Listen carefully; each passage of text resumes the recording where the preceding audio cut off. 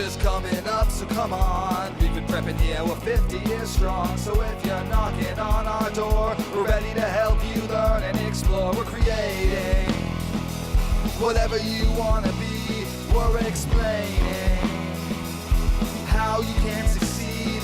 It's amazing everything you can achieve at Mohawk.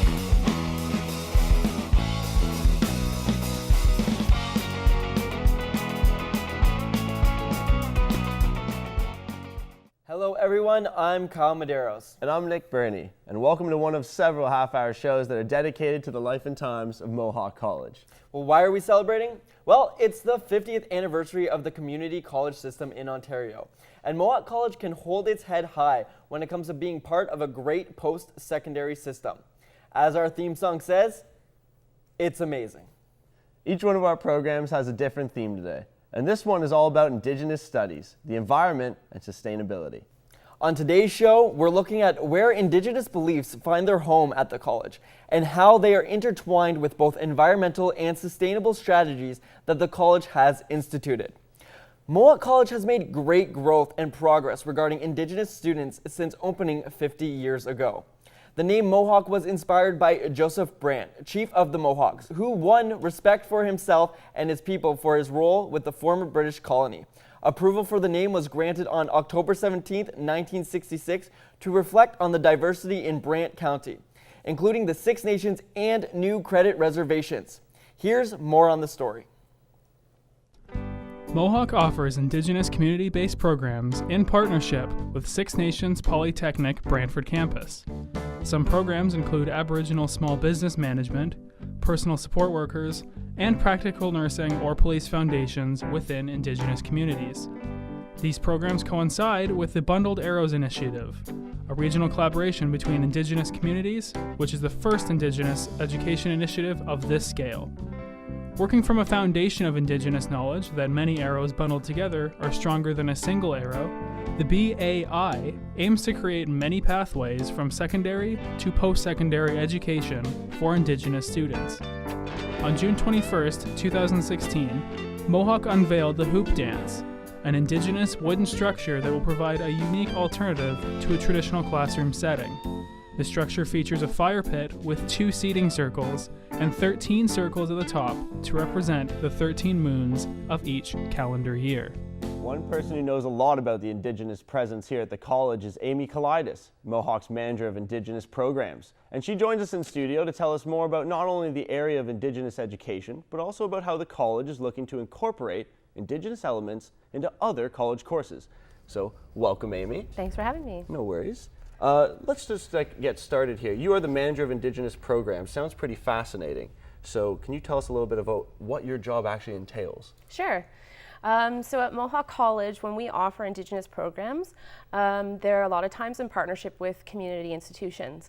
So part of my job is to make sure that our partnered programs are supported operationally, and I do a lot of work to help our partners and Mohawk College make a relationship around these programs. Okay. So can you tell us exactly what core Indigenous programs actually are? Sure. It actually relates to how we partner with programs. So at Mohawk College, when we have Indigenous programs, they're often in partnership with, for example, Six Nations Polytechnic is an on-reserve institution, as well as Ongwehoe Skills Trades and Training Center. And so those core Indigenous programs are when the Indigenous knowledge is infused directly into the program and the program of studies. We do our best to try and make sure that all programs, if they do have some Indigenous content, that there are supports available. But core Indigenous means that they're actually focused in Indigenous traditional knowledge. So I'm sure over the years you've got a chance to look at what other colleges are doing in this regard. So how do you think Mohawk has fared thus far? In my opinion, I think Mohawk is doing a really good job. I believe we're one of the leaders in Indigenous education, especially in Southern Ontario, and especially for a college. A lot of institutions that are forwarding Indigenous education are universities. So for us to be doing as a college is really amazing. So one of the initiatives that we noticed in the segment run before is the Bundled Arrows Initiative. Can you explain that a little bit? Sure. The Bundled Arrows is an initiative that brings together regional partners that are holding up Six Nations Polytechnic as a hub for Indigenous knowledge. So currently the partnership includes Mohawk College, Wilfrid Laurier, Guelph University, Western, Sheridan College, and McMaster, along with Six Nations Polytechnic and the Onwe Skills Trades and Training Center. So the idea is to build partnerships between us that creates pathways for Indigenous students, so it makes it easier to get through their academic journey from pre-admission to alumni. So in October, the hoop dance opened, and can you tell us what kind of, I guess you would say, the outcome it will be for Indigenous leaders as well as students in the Mohawk community, as well as just the local Hamilton community? Right. Well, the hoop dance is significant because it is essentially provides land-based learning. And in Indigenous cultures, the connection to land is really important. So the hoop dance offers a classroom that will provide curriculum to anyone who wishes to use it, that they'll get traditional knowledge transmission by being in the hoop dance, as well as our elders who were part of creating the hoop dance. They did a lot of work to make sure that the elements of it will translate well for anybody who uses it, especially leaders and students. Well, thanks, Amy. We are going to take a quick break now, and when we return, we'll explore Indigenous studies, sustainability, and the environment.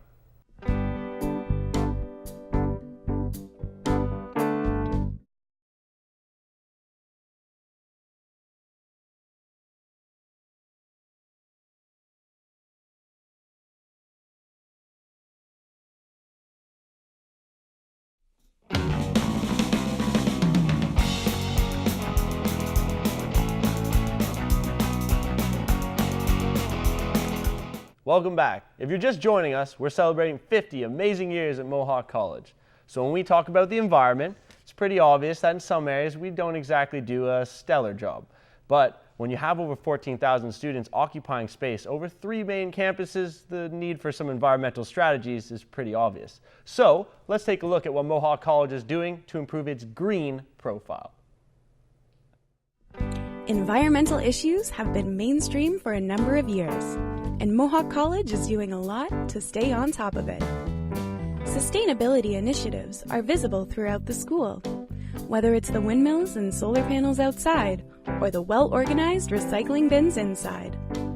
One of the more notable and visible things Mohawk is doing for sustainability is the many water fountains located all around the school. The fountains act as refilling stations for reusable water bottles. Another major program is the new bus terminal, which was finished last year. Before the terminal was complete, a few buses would come around to the back of the school and create a logjam. Now, it's highly organized in a bigger space, allowing more students to come and go from the school easier and more often. The new terminal also helps curb car emissions, as students are more likely to take the bus. New sustainable programs are popping up all around the school on a regular basis. Things like gardens and a new farm stand, which allows students to purchase fresh and local produce. It's a big job turning Mohawk College and its inhabitants into supporters of a green culture. That's been the job of Alan Griffith for the last 4 years. Alan is the manager of the Sustainability Office, and he's here to tell us what the college has been doing to make a change in the environment through sustainability. Welcome, Alan. Thanks, Kyle. So, what is your position here?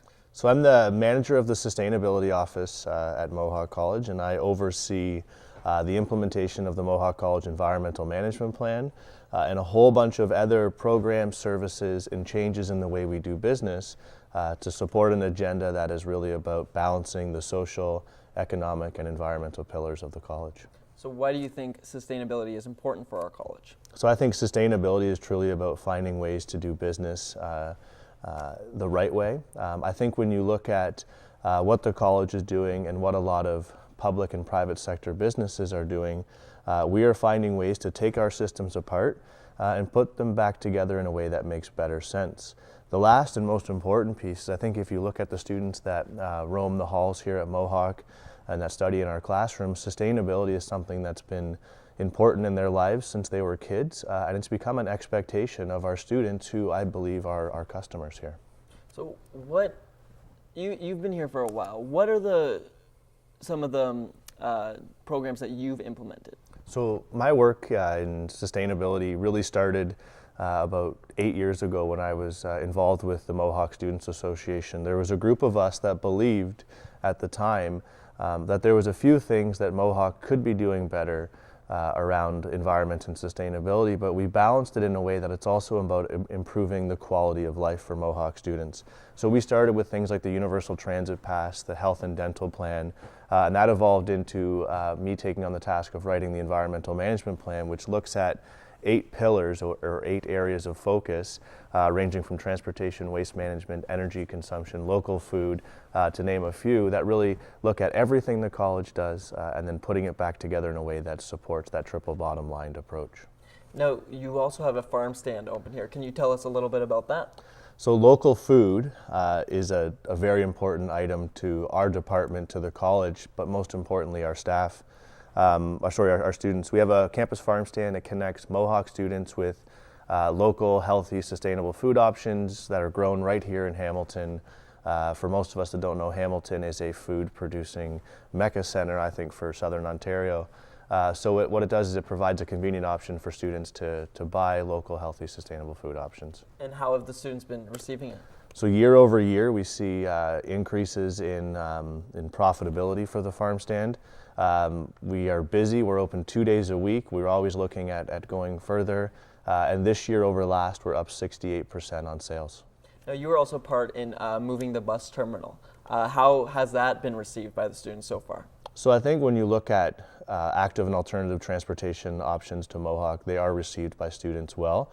At first, there was a little bit of confusion from students because their commute to the college was changing, but now overwhelmingly students are in support of it. But that space is just as important to Mohawk students as it is to the greater Hamilton community. It's about intermunicipal transportation. It's about connecting major destinations in the city through nodes or hubs. So our students benefit on their commute to the college, but they also benefit when they access public transportation outside of their need to come to the college. Now, along with the bus station and the farm stand, what are things that you are looking forward to doing in the near future for Mohawk in terms of sustainability? So we're doing a lot of work around campus retrofits and energy management and the development front. Just last week, Mohawk announced the first net zero energy building in our region from a development standpoint. And we're working with the Greenbelt Fund and OMAFRA, the Ontario Municipality of Agriculture and Rural Affairs, around designing a system to increase local food procurement across the province's 24 colleges. So we're doing a lot of work right here at home, but we're starting to reach out and spread our sustainable agenda. Why should our students be excited about sustainability here? Well, like I said at the beginning, sustainability is about finding ways to do business in ways that are better for both people, for the economy, and for the environment. I think looking at where we're going from an economic standpoint, we're on the verge of stepping into a low carbon economy. So if students can learn the skills and knowledge they need here at Mohawk by either learning about sustainability in their class or practicing sustainability in person by visiting the farm stand or taking public transit, I think it gives them a leg up and it sets them apart from their peers. So my hope is that you use the farm stand today. When you graduate from Mohawk, that you'll go to the farmers market downtown. Well, thanks, Alan. I appreciate all your information, but we are going to have you stay with us. And we'll have our first guest, Amy Kalaitis, rejoin us after the break. We'll be right back.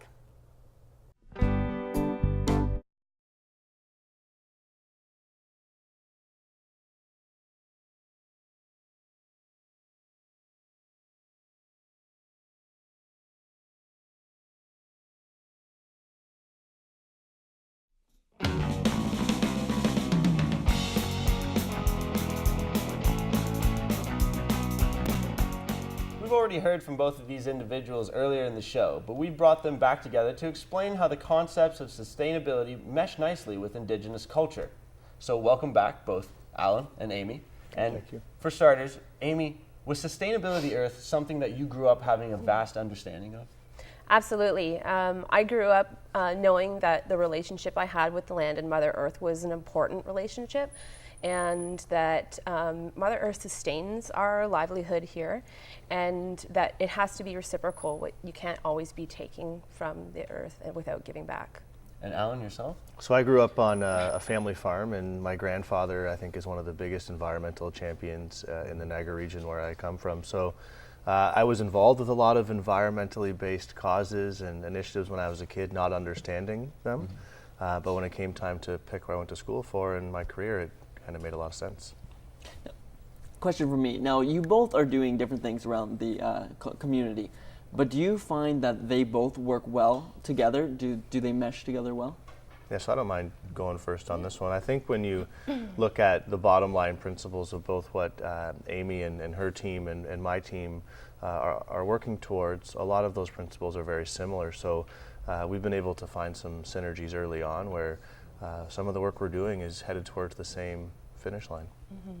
Yeah, earlier Alan mentioned business solutions and business as a point for sustainability, and business is really about relationships. So in Indigenous culture, the connections that we have with each other and with the land are really, that's what builds the culture that we have. Yeah. So where do we go from here in making students understand a lot more clearly how aligned in terms your office or associations are in terms of being together on sustainability and the Indigenous culture coming together? Well, we've already completed a couple of really great projects together. One of the first ones was the community garden that the Sustainability Office started. And of course, AESS was one of the first ones to say, yes, we absolutely want a garden. And then the hoop dance. Sustainability Office was a large part of helping that project come along, and they were great consultants on that. So I think in the future, whenever we are going to be completing projects, they are going to be in partnership because it is a natural relationship. I'm going to go back to Amy's first point on it. I think people, no matter where you are in the world or what culture you're participating in, connect around food.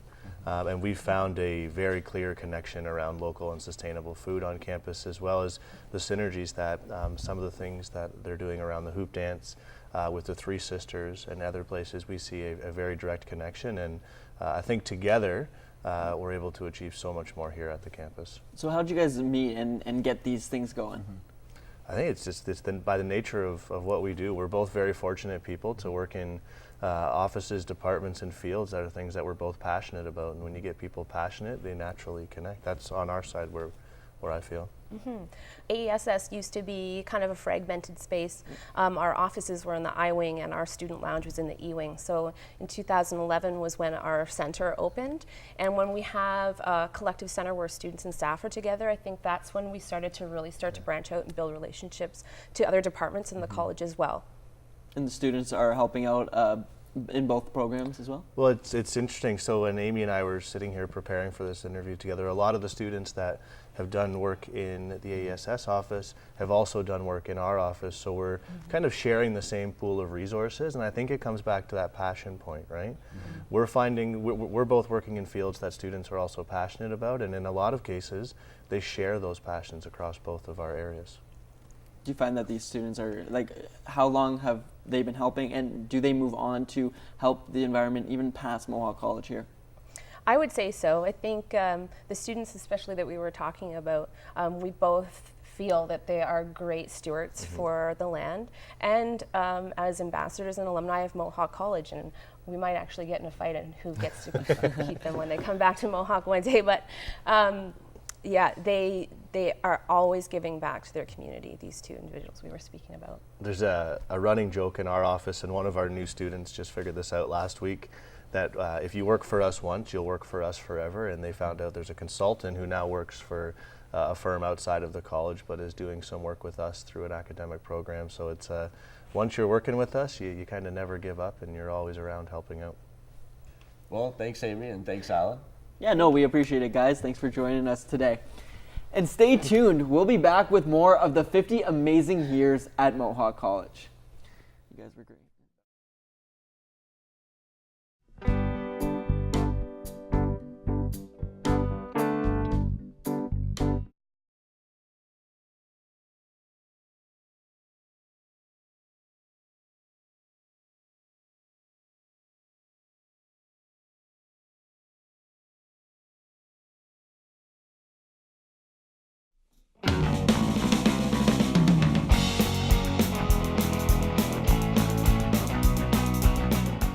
And we're back. Kyle, Do you know that in the spring, Mohawk offers the students, staff, and community garden plots to grow fruits and vegetables? I had no idea. Well, to obtain a plot, you simply need to contact the Mohawk Sustainability Office in the spring. The garden plots are set up with the soil for the gardener. The Sustainability Office also supplies the rainwater and all the gardening tools and tutorials. It's a pretty sweet growing opportunity. Let's take a look at this great community initiative.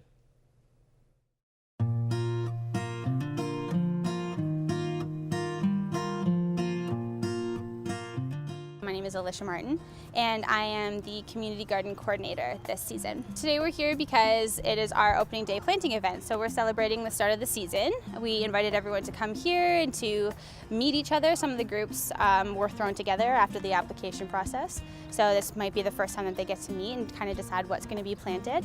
It was really great to see everyone out here today. There were so many more people, I think, than we planned, and everyone was really enthusiastic. We had about 200 people apply to have a plot this year, so a lot of influx of people who are interested in partaking in this. I think some of the groups are up to 17.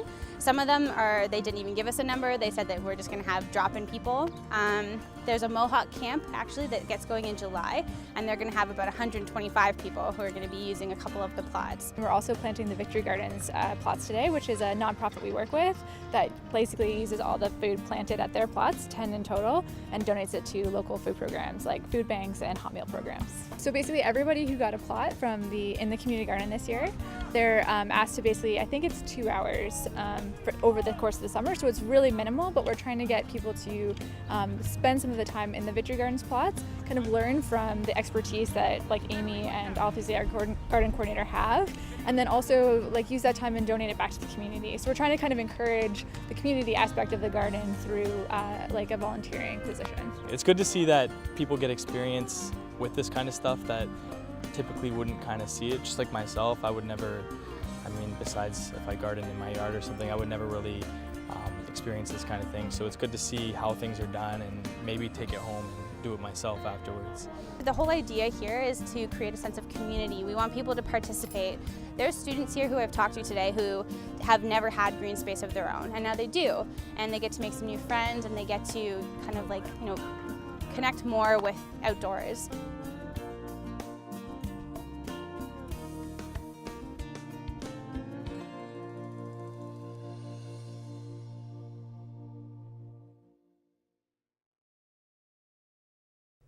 Okay, Nick, I have one for you. 2 members of the Ollivanders Rock Band are broadcasting television graduates, Marty Isaacs and Ryan Johnson. The Ollivanders Band was recipients of the Native American Music Award for Best Rock Recording. They perform in and around the Hamilton area. Wow, I didn't know that. It's not bad. So I hope you've enjoyed our look back at Indigenous Studies and Environment and Sustainability at Mohawk College. This has been just one in a series of programs dedicated to the 50th anniversary of community colleges in Ontario this year, and specifically Mohawk College. Thanks for watching.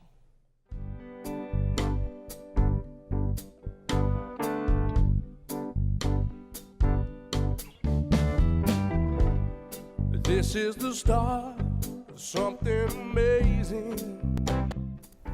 Hi, my name is Tom Hobson. I've worked at the International Department. I'd like to wish Mohawk College a happy 50th anniversary. Thank you very much. Hi everyone, my name is Lawrence Luke. I'm a training specialist with Community Access and Engagement, and I want to wish everyone an amazing 50th birthday here at Mohawk College. Something amazing.